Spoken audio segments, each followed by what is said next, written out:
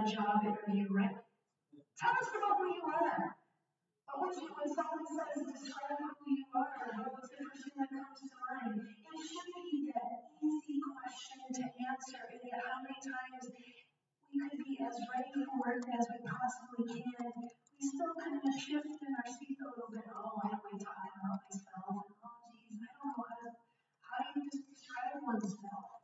We kind of try to determine ourselves in that. I'm like, no, I don't know. But are you ready? When somebody says, who are you? Or who do you say that I am? Or how would I describe myself? What comes to mind this morning? Well, I am. In 1847, while suffering from tuberculosis, Scottish Anglican Henry Francis Lyte composed the profound hymn, Abide With Me. As its title suggests, the hymn's central theme comes from a passage that we read from this morning, that Tom read this morning, which involves Christ's call to abide in Him. And as we think about who we are, I invite us to sing a little bit during this sermon. So I invite you to pull out your hymnals to page 636, which is the hymn following the sermon, but we're going to get a head start. There's 5 verses. So we're going to sing verse 1 now, and Sako, you can play an intro like you normally do, and we'll sing verse 1 only. Don't get ahead of me, verse 1 only.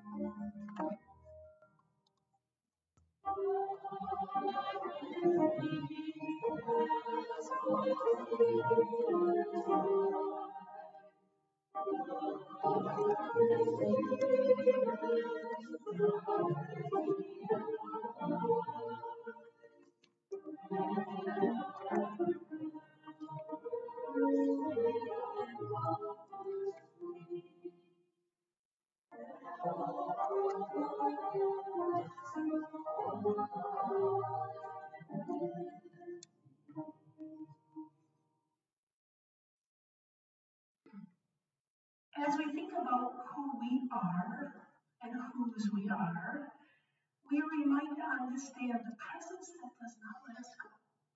Abide in me as I abide in you.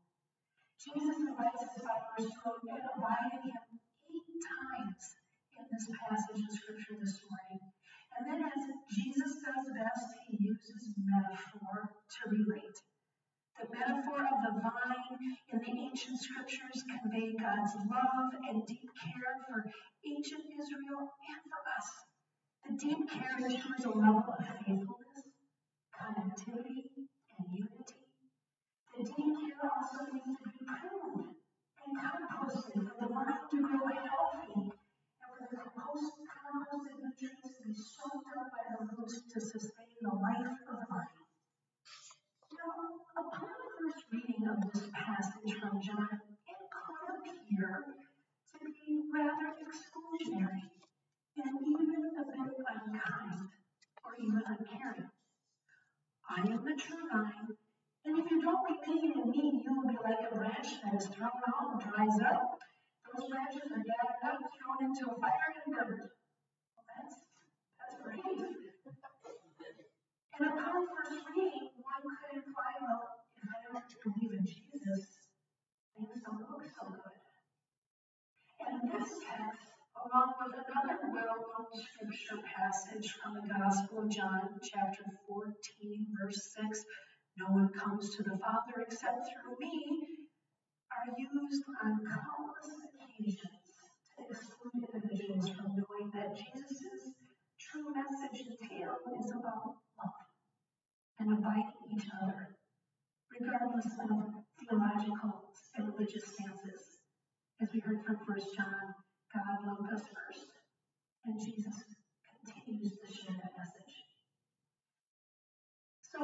message that is far more thoughtful than others tended to throw out there. In the original Greek, the word abide simply means to remain or to stay. Jesus liked to use a metaphor, a figure of speech in which a word or phrase literally denoting one kind of object or idea is used in place of another to suggest a likeness or analogy between them. Jesus liked to use images that were familiar to his disciples, familiar to him, especially when it comes to the matters of abiding in and with Jesus and with each other. And as matters of identity, sometimes we need to relate to something as we try to figure out who we are. Who do you say that I am? How would I describe myself? What comes to mind this morning? Let's sing verse 2 of our hymn, shall we?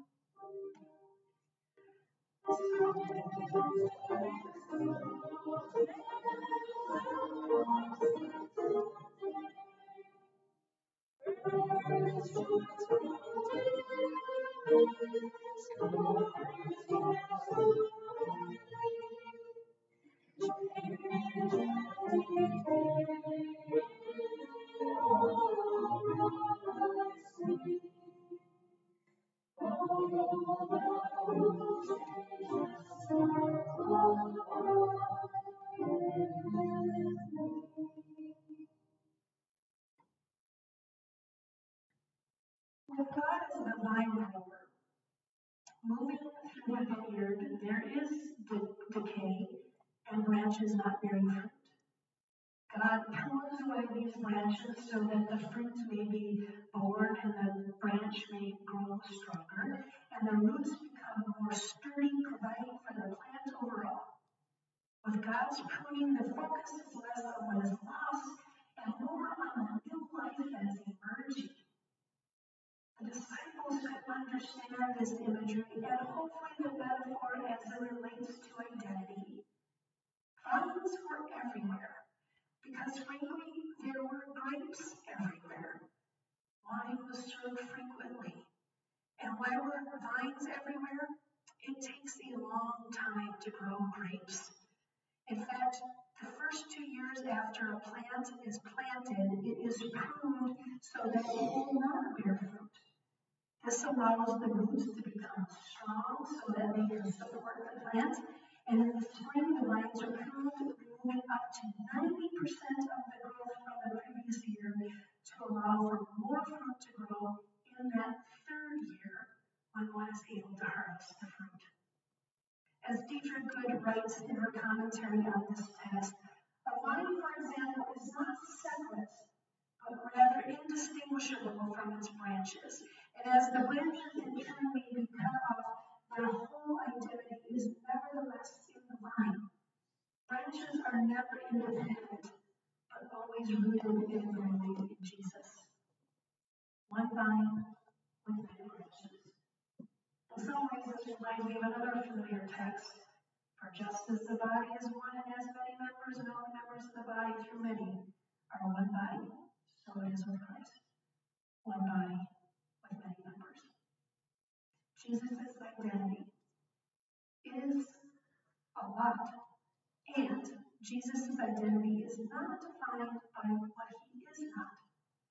Jesus' words then were not meant to be exclusionary when he says, I am the vine, the true vine.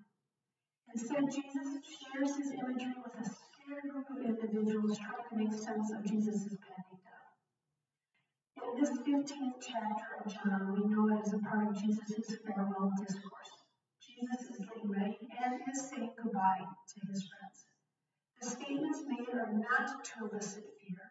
Instead, they are elicit a form of comfort once he is gone. These I am statements, there are a total of 7, by the way. This I am statement communicates a relationship of deep connectivity. Carolyn Lewis writes that, quote, it is an image of absolute dependence, certain reliance, and abiding relationship that is severed only when we choose to walk away.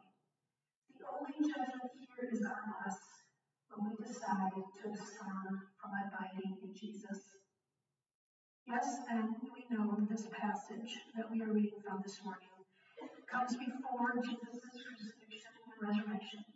We have gone backwards in time to the night before Jesus is arrested in the garden. And it is helpful to remember, however, that Jesus was talking about resurrection long before it even happened. In the season of Easter, Karen Lewis writes that, quote, "I am the vine and you are the branches," is a paraphrase of Christ is risen, he is risen indeed. Something is emerging. Jesus' identity is emerging. And perhaps the disciples are beginning to understand their identity as well. And that goes for us too.